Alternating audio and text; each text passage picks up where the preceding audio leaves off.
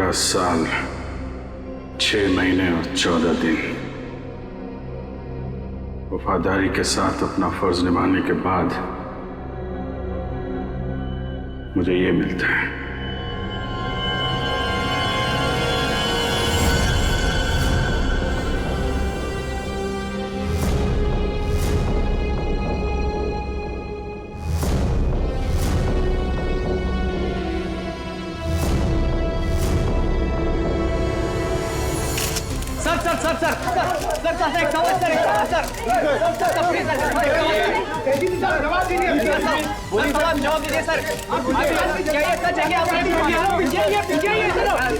Sir बताइए क्या ये सच है कि आपने खून किया है? आखिर आपने उस आदमी को जान से क्यों मारा? 17 साल 14 दिन 6 महीने काम करने के बावजूद भी आपने घर अपने पूरा खून किया।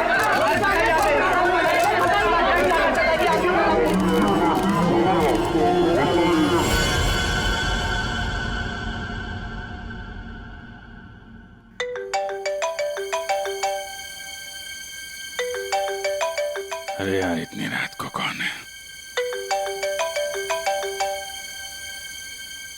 Private number. Hello hello hello sir, मुझे बचा दो सर, इससे मुझे किडनैप किया है सर, प्लीज सर। कौन बोल रहे हैं आप? सर मुझे प्लीज बचा लो, आकर यहाँ पे प्लीज। एक मिनट आप कहाँ पे हैं? सर वो एक बिल्डिंग में गोरेगांव के अंदर, अंडर कंस्ट्रक्शन बिल्डिंग में सर। गोरेगांव में कहाँ पे? Sir under construction building. Under construction building? हाँ कहाँ पे आइए? सर बांगूर नगर में सर, प्लीज सर जल्दी आइए सर। बांगूर नगर में? आप एक काम करिए आप। हेलो बांगूर नगर।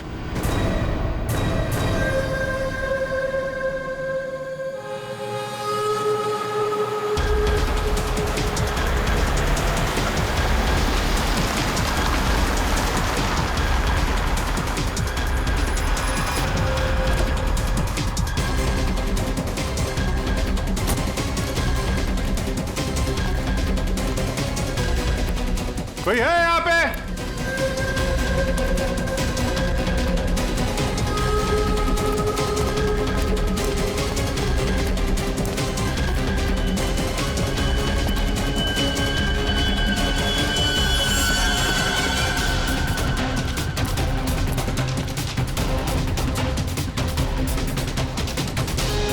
कोई है?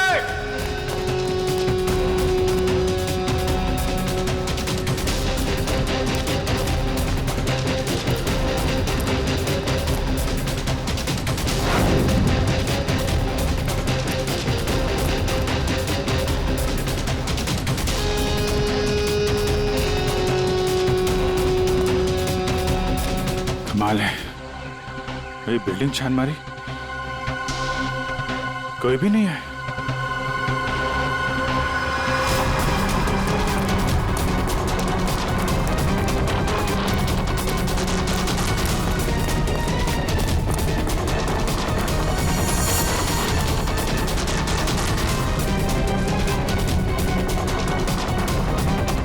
लगता है किसी ने मजाक किया था मेरे साथ।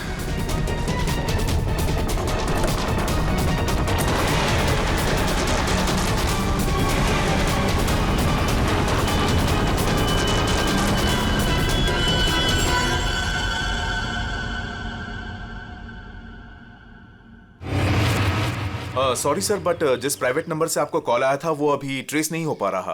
अरे यार तो क्या फायदा हुआ है? मुझे पता नहीं चलेगा कहां से नंबर आया है। बड़ी बड़ी बातें कर रहे थे तुम कि आधे घंटे में बता दूंगा। लेकिन सर इसकी लास्ट लोकेशन गोरेगांव बांगुर नगर बता रहा है। अरे यार वो तो मुझे भी मालूम है, कुछ नया बताओ ना भाई।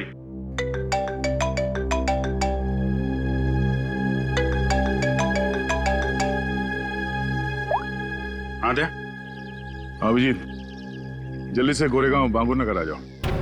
गोरेगांव बांगुर नगर? वहां पे वो अंडर कंस्ट्रक्शन बिल्डिंग है वहां? हाँ। तो तुम्हें कैसे पता चला कि मैं तुम्हें किसी अंडर कंस्ट्रक्शन बिल्डिंग में बुला रहा हूँ?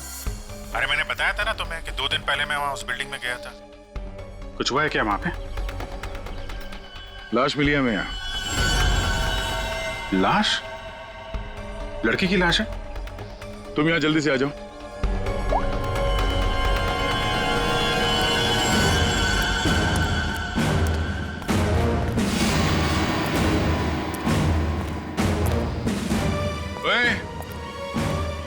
क्या चल रही है? हाँ? क्राइम सीन है ये, कोई पिकनिक स्पॉट नहीं। यहाँ पे फोटोग्राफ्स नहीं निकाल सकते।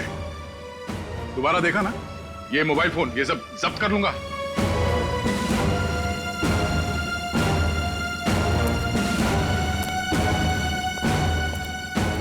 सर, हाँ, अभिजीत आ रहा है।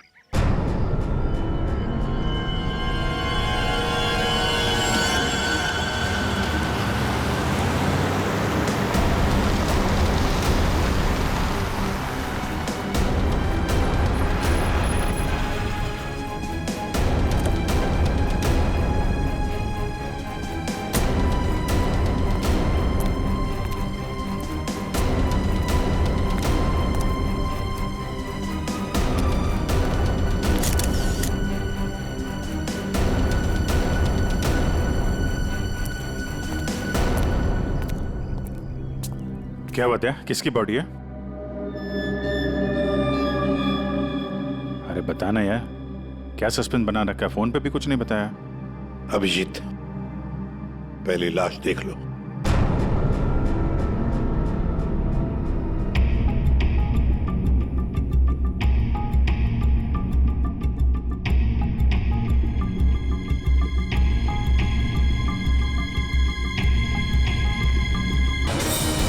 बारह साल कैद की सजा सुनाती है।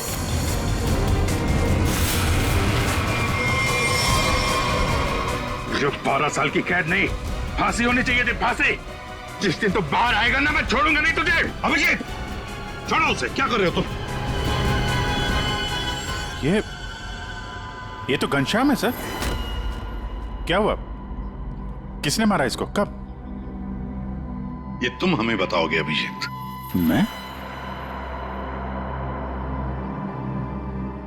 मैं कुछ समझा नहीं सर। अभिजीत, घनश्याम ने आखिरी बात तुमसे बात की पूरे 45 सेकंड तक। नहीं सर, मुझे कोई कॉल नहीं आया। मैंने इतने सालों में इससे कभी बात भी नहीं की है। तो फिर घनश्याम के फोन पर तुम्हारा नंबर कैसे? 2 दिन पहले लास्ट कॉल किया था उसने, वो भी तुम्हें। ये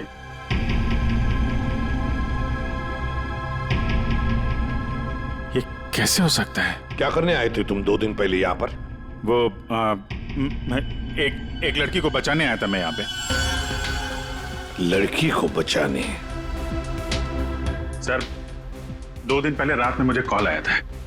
एक लड़की ने कॉल किया था, कह रही थी कि मेरी जान खतरे में है, उसे कोई मारना चाहता है। यहाँ का एड्रेस दिया था, इसलिए मैं आया था यहाँ पे। और ये बात मैंने दया तुमको बताई भी थी। अच्छा, कॉल लड़की ने किया था या घनश्याम ने? सब लड़की की आवाज में पहचान सकता हूँ सर, वो लड़की ही थी।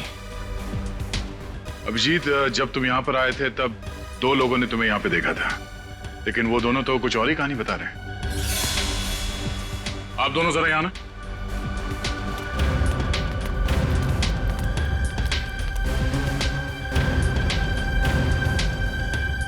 क्या यही थे वो? हाँ साहब, ये साहब रात के 3 बजे बिल्डिंग से बाहर आ रहे थे। ये थोड़े घबराए हुए से लग रहे थे। इन्हें देखकर ऐसा लग रहा था जैसे सर ये अभी अभी किसी से लड़के आ रहे हैं। वो इसलिए क्योंकि मैं यहाँ परेशान हो गया था। उस लड़की को ढूंढने के लिए पूरी बिल्डिंग ऊपर से नीचे छान मारी सर। मैं 2 घंटे यहाँ पे था। मैं सच कह रहा हूँ सर, कोई मुझे फंसा रहा है सर। ठीक है, आप दोनों जा सकते हैं। Thank you. अभिजीत, 2 दिन पहले घनश्याम ने तुम्हें फोन किया, उसी घनश्याम ने जिसे तुमने जान से मारने की धमकी दी थी 12 साल पहले। और आज उसकी लाश मिली है हमें। कमाल है सर, 12 साल पहले मैंने किसी को धमकी दी थी और आप सोच रहे हैं कि आज मैंने उसे मार के अपनी धमकी पूरी कर दी। ये गलत है सर। सच क्या है और गलत क्या है, ये तो बैलिस्टिक रिपोर्ट ही बताएगा। तुम्हारी गन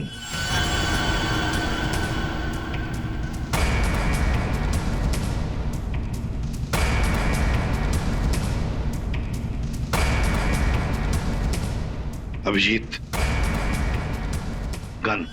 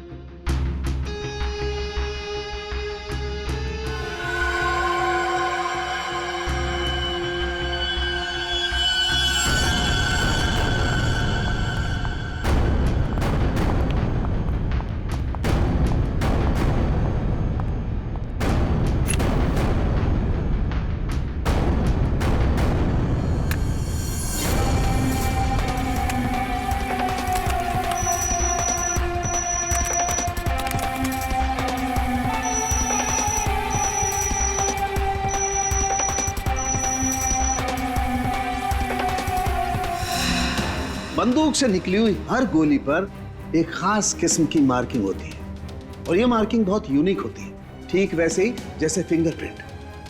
अगर दो गोलियों पर एक जैसी मार्किंग है तो मतलब दोनों गोलियां एक ही बंदूक से चलाई गई हैं। लेकिन बॉस, अगर दो गोलियों पर अलग अलग मार्किंग है तो मतलब साफ है दोनों गोलियां अलग अलग बंदूकों से चलाई गई हैं। बॉस, ये वो गोली है जो हमें घनश्याम की बॉडी में से मिली है और ये वो गोली है जो अभी अभी मैंने अभिजीत की गन से चलाई है। दोनों गोलियां एक जैसी हैं। इसका मतलब साफ है कि दोनों गोलियां अभिजीत की गन से चलाई गई।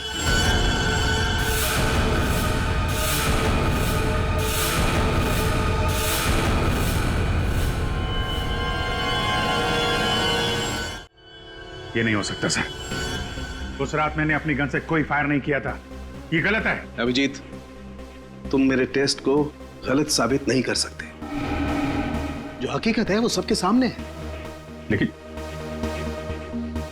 सर, आपको पता है वो लड़की का कॉल आया था मुझे वहां जानबूझ के बुलाया गया था सर। ये किसी की चाल है सर। सर, अभिजीत सही कह रहे हैं।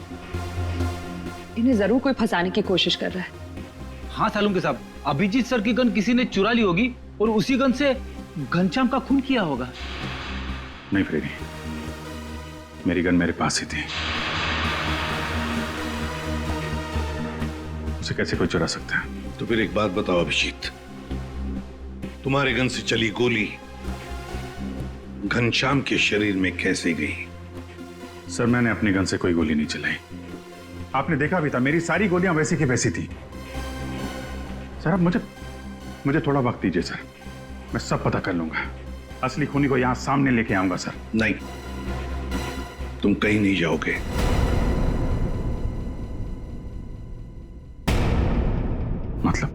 मतलब इस केस की इन्वेस्टिगेशन से तुम दूर रहोगे।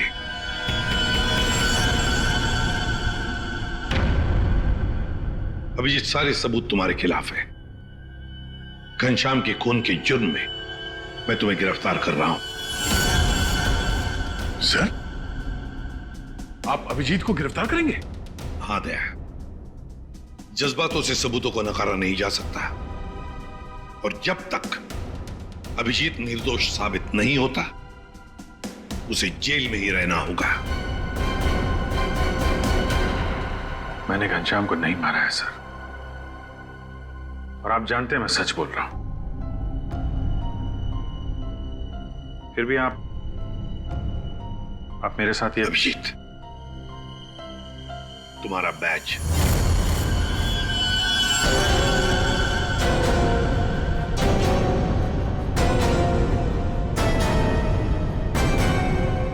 सब अभिजीत, तुम सीआईडी के एक जांबाज ऑफिसर हो और हम सबको तुम पर गर्व है, मगर मैं कुछ नहीं कर सकता। मेरे हाथ कानून से बंधे हैं।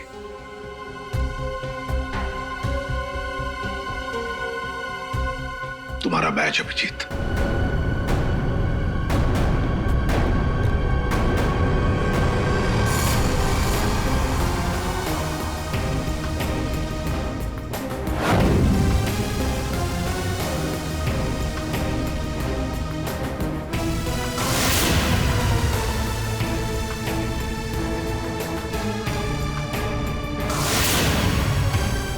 ये खून किया क्यों? 17 साल 6 महीने 14 दिन काम करने के बावजूद भी आपने इतना बड़ा गुनाह क्यों किया? सर, मुझे ये जानना चाहता है कि आपने ये गुनाह किया क्यों?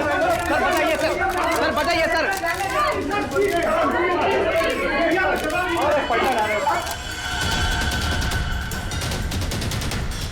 मैं तुमसे वादा करता हूं अभिजीत, जिसने भी तुम्हें फंसाया है ना, वो अब मेरे हाथों से नहीं बचेगा।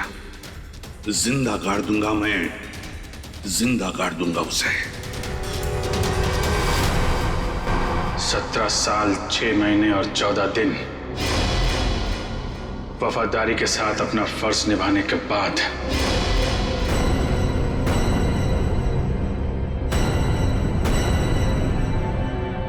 मुझे ये मिलता है। रेडी? पंकज, पता लगाओ इस घनश्याम के बारे में सब कुछ पता लगाओ, एक एक इंफॉर्मेशन निकालो। वो कब जेल से छूटा, कहां गया, किस किस से मिला, सब कुछ जल्दी। और पूर्वी देखो अभिजीत के कौन कौन दुश्मन हो सकते हैं, ये भी पता लगाओ कि उनमें कितनी सारी औरतें भी है। नाम निकालो उन सबके। आखिरी बार अभिजीत को फोन किसी औरत ने ही किया था। तो हो सकता है इस खूनी ने किसी औरत से ये काम करवाया।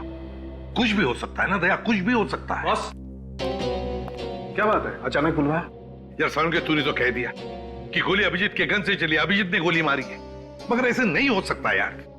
तुझे मालूम है वो गन अभिजीत के साथ 24 घंटे रहती है। समझ यही नहीं आ रहा कि वो गन किसी और के पास गई कैसे, गोली चली कैसे उसमें से। बस बात आप बिल्कुल ठीक कह रहे हो, लेकिन हकीकत यह है कि अभिजीत ने ही गोली चलाई है। नहीं सर, अभिजीत कह रहा है कि उसने गोली नहीं चलाई, मतलब गोली नहीं चलाई, कोई उसे फंसा रहा है। कोई तो तरीका होगा जिससे ये पता चल सके कि अभिजीत के गन से वो गोली घनश्याम के बॉडी में कैसे डाली गई।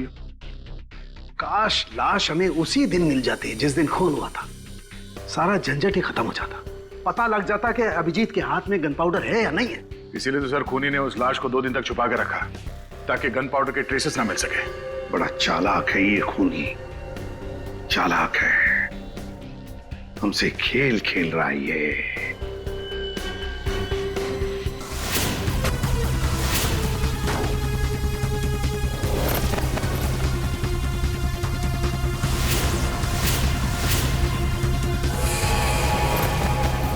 माय गॉड, ये मैंने क्यों नहीं सोचा। बॉस एक तरीका है। क्या? बॉस ये मैंने एक इंसान का ढांचा बनाने की कोशिश की है।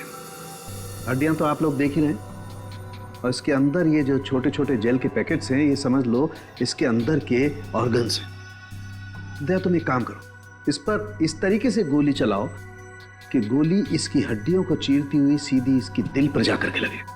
बिल्कुल वैसे ही जैसे खूनी ने घनश्याम पर गोली चलाई थी। राइट। हाँ सर, दया 7 फीट की दूरी से।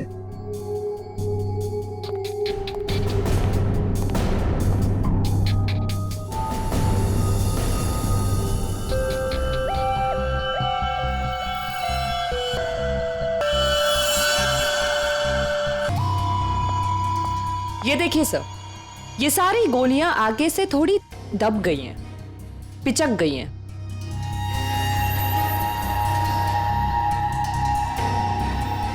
तारिका एक काम करो, वो वाली गोली लेके आओ जो हमें घनश्याम की बॉडी में से मिली है।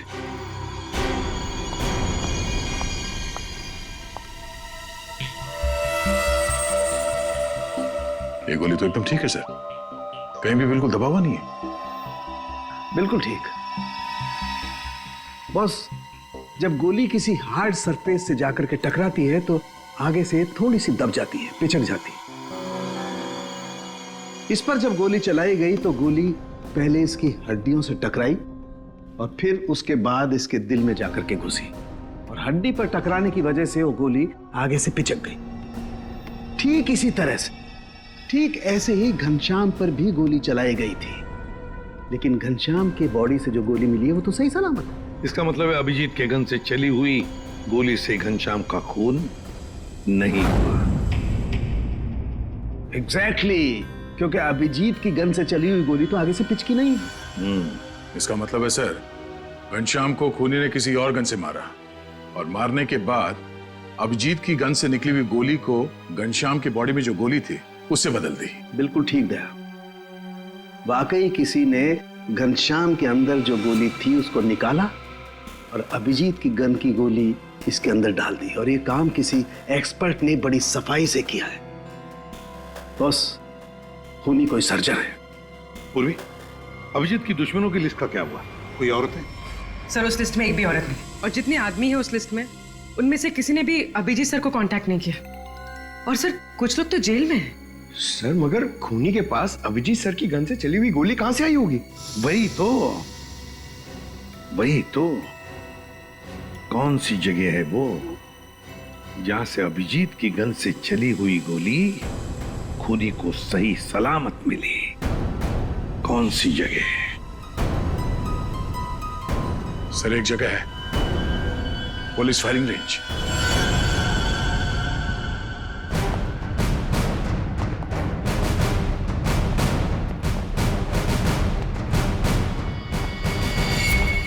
अभिजीत, तुम आखिरी बार पुलिस फायरिंग रेंज में कब गए थे? मेरा ख्याल है 15-20 दिन पहले गया होगा। क्यों? किसी ने तुम्हारी गन से निकली हुई गोली घनश्याम की बॉडी में डाल के तुम्हें फंसाया है।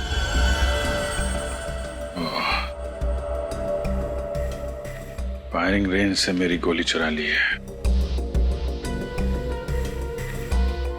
लेकिन यार वहां पे तो दूसरे खौफ से फायर करते हैं, उनके गन से भी गोली निकलती है, तो खूनी को मेरी गोली कहां से मिल गई?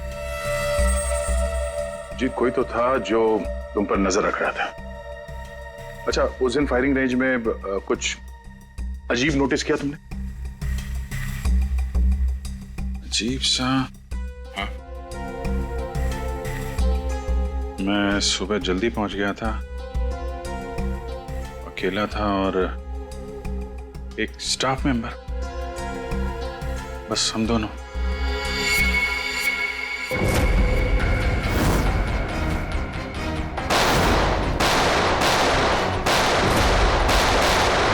Firing range.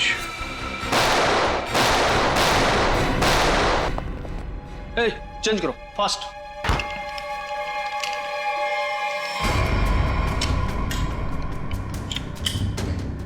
हे दया, कैसे हो बड़ी? गुड। भाई काफी दिनों बाद यहाँ आए हो। यार वो अभिजीत के बारे में न्यूज में देखा, सच में? अरे यार राजन, मैं फिलहाल जल्दी में हूँ, कुछ काम है, हम लोग बाद में फुर्सत में बैठ। हाँ ठीक है, बाय बाय बाय। सर, यहाँ पे फायरिंग रेंज में जितने भी स्टाफ हैं आपके, मतलब ये कैंटीन वाला, पियोन, सफाई वाला, सिक्योरिटी, इन सबके आईडी डिटेल चाहिए हमें अभी।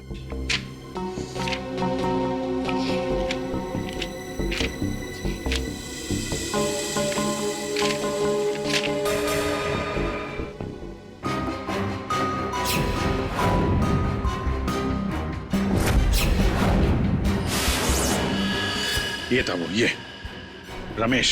सर इसने तो काम छोड़ दिया है। कब छोड़ा इसने काम? अभी 15 नवंबर को। सर ये बस 2 महीने के लिए आया था। 15 नंबर के आसपास ही मैं भी फायरिंग रेंज में था। पंकज, एक काम करो, इस रमेश के बारे में सब कुछ पता करो। इस रमेश ने नौकरी क्यों छोड़ी थी? शायद उसकी फैमिली में कुछ प्रॉब्लम था सर। ठीक है, थैंक यू सर। जी, तुमने इस रमेश को पहले कभी देखा है? नहीं, बस उसी दिन देखा था फायरिंग रेंज में, उसके पहले नहीं देखा था इसे। और फायरिंग रेंज में रमेश के अलावा कोई और नहीं था? नहीं, कोई नहीं था। मैं था, ये था और कोई नहीं। जरा याद करने की कोशिश करो, उस दिन क्या हुआ, क्या था, मतलब इस रमेश के बारे में क्या याद है? मैं सुबह वहां पहुंचा और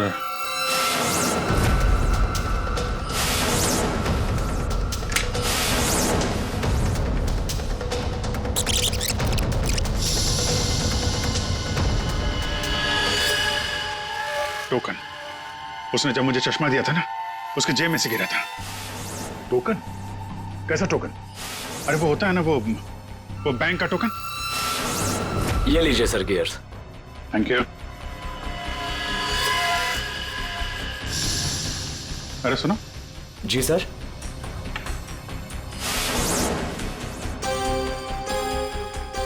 ये देखो, ये क्या तुम्हारे जेब से गिरा टोकन जैसा?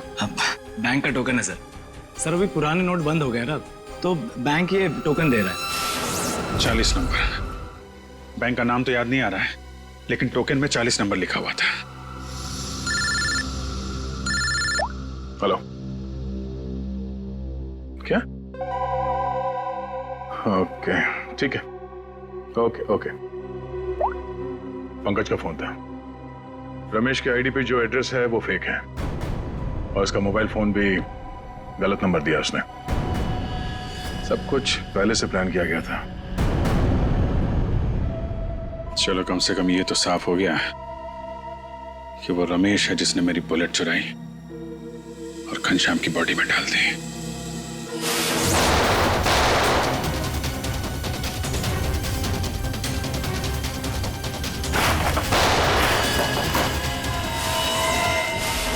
पर वैसा कर क्यों रहा है, पता करते हैं।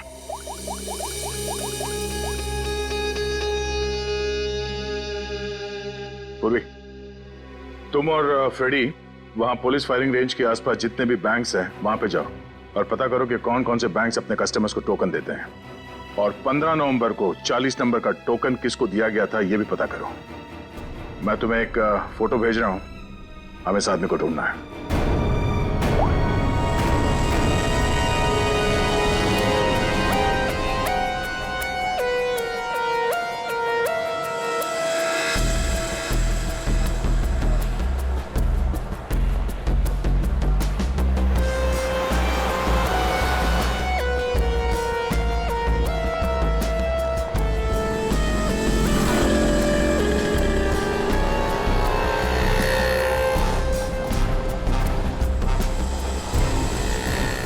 जी बिल्कुल। पुरानी नोटों को नए नोटों से बदलने के लिए पहले एक फॉर्म भरना पड़ता है और एक आईडी प्रूफ देनी पड़ती है। उसके बाद ही हम टोकन इश्यू करते हैं। जिसको भी ये 40 नंबर का टोकन दिया गया होगा उसकी आईडी हमारे पास होगी। सर, 15 और 18 नवंबर के बीच में जो भी इंफॉर्मेशन चाहिए इस फाइल में मौजूद है सर।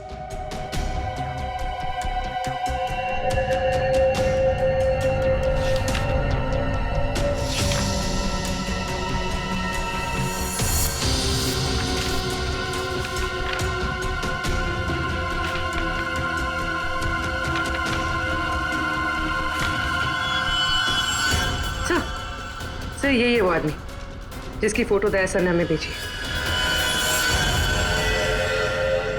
हमारा काम पूरा हुआ नेहा। अब वो अभिजीत सड़ता रहेगा जेल के अंदर। ये कौन है?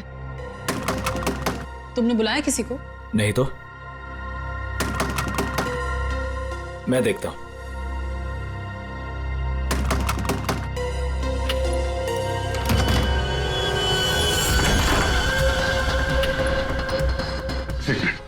मेरे पीछे सीआईडी पड़ी हुई है। प्लीज मुझे आपकी मदद की जरूरत है। CID officer Abhijeet? मैं आप लोगों को कुछ नहीं करूंगा, मुझे सिर्फ छुपना है। मुझे छुपा लो।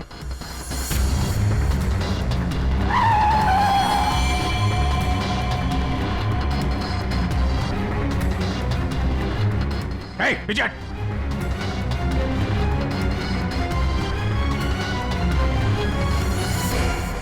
ये यहाँ क्या कर रहा है? पता नहीं। अभिजीत, हमें पता है तुम अंदर हो। बेहतर यही होगा कि तुम अपने आप को सरेंडर कर दो।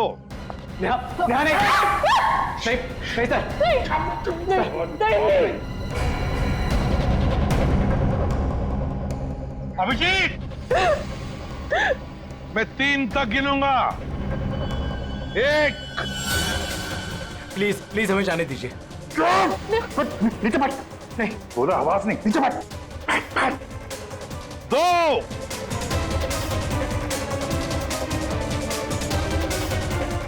3।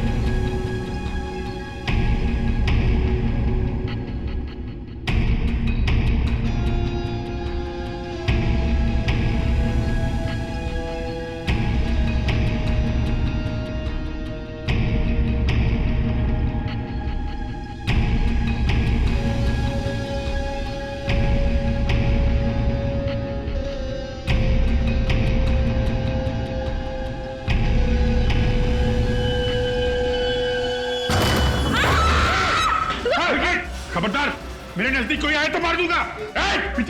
अभिजीत, अनमोल को जाने दो। नहीं तेरा भी चालाकी की ना, मैं मार दूंगा इसको। अभिजीत, गलती मत करना। गन मेरे पास दे दो। सर, मैं जो कर रहा हूँ ठीक कर रहा हूँ। ये तुम क्या कर रहे हो अभिजीत? मैंने घनश्याम का खून नहीं किया है। मैं खूनी नहीं हूं सर, मैं खूनी नहीं हूं। अभिजीत, अनमोल को छोड़ दो। देखो अभिजीत, बेवकूफी मत करो। अनमोल को जाने दो। नहीं दे अभिजीत, नहीं दे, मुझे जाने दे सर, सर प्लीज प्लीज मुझे जाने दीजिए। अभिजीत छोड़ दो वरना गोली मार दूंगा। नहीं दे, तू मुझे नहीं मार सकता, मैं जानता हूं, मुझे जाने दे। अभिजीत मुझे मजबूर मत करो वरना गोली मार दूंगा मैं।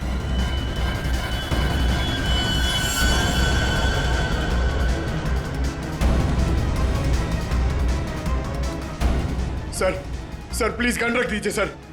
सर गोली मत चलाएंगे sir, sir please sir. Abhijeet, Abhijit,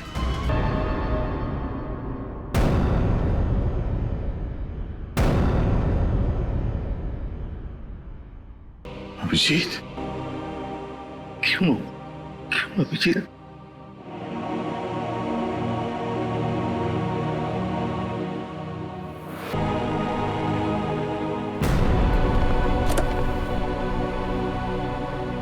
अब आप लोगों को कोई खतरा नहीं है। हमारी वजह से आपको जो भी तकलीफ हुई उसके लिए मैं माफी चाहता हूं।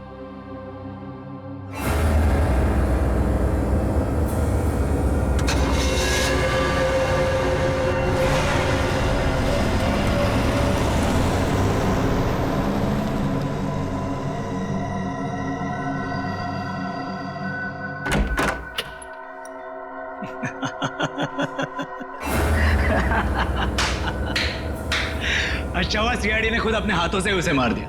हमने तो अभिजीत को सिर्फ जेल भेजने की प्लानिंग की थी, लेकिन सीआईडी ने तो उसे जान से ही मार दिया। अच्छा हुआ कि वो यहीं मर गया, वरना ये जेल में सड़ सड़ के मरता।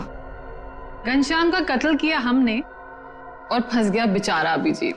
नहीं, क्या है ना कि हमारी प्लानिंग ही इतनी सॉलिड थी। नेहा, उस घनश्याम से दोस्ती करके मैंने उसे अपने जाल में फंसाया और फिर उसे उस बिल्डिंग में मिलने बुलाया। नेहा कहाँ हो तुम? कहाँ चली गई? बोला था यहाँ इंतजार कर रही हूँ।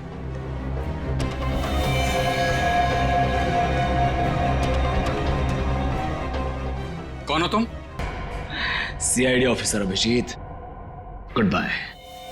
फाइनली हमारा बदला पूरा हुआ।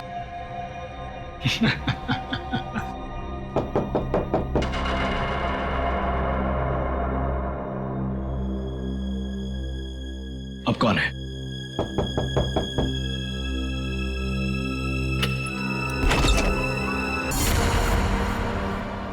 तुम तो मर चुके थे ना? क्या करें, मेरा कुछ सामान यहाँ छूट गया है, वही लेने आया था।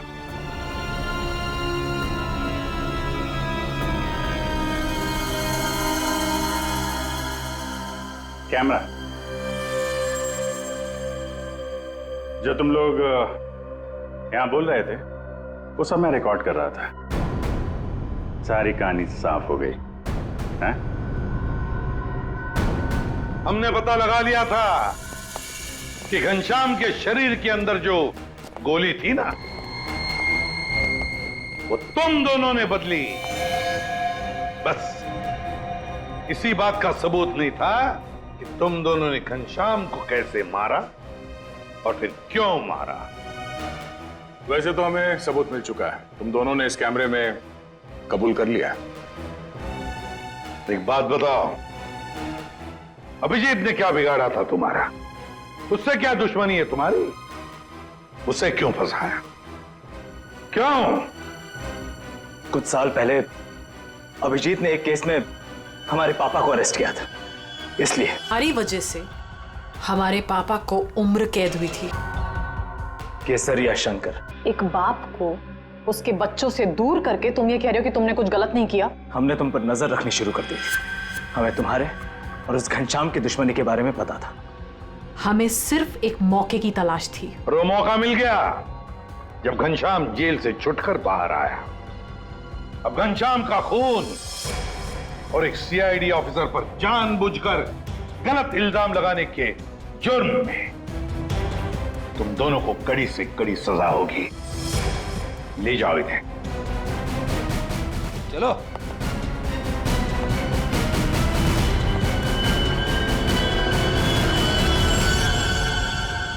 अभिजीत, काम पे लग जाओ।